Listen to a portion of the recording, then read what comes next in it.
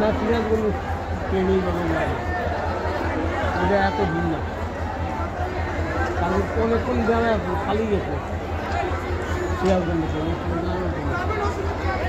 লোক নাই খারাপ।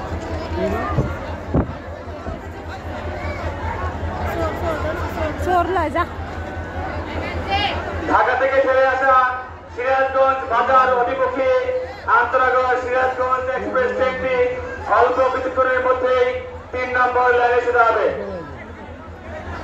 সিরাজগঞ্জ বাজার অভিমুখী আন্তরাগড় সিরাজগঞ্জ এক্সপ্রেস ট্রেনটি অল্প কিছুক্ষণের মধ্যেই 3 নম্বর লাইনে শুরু হবে।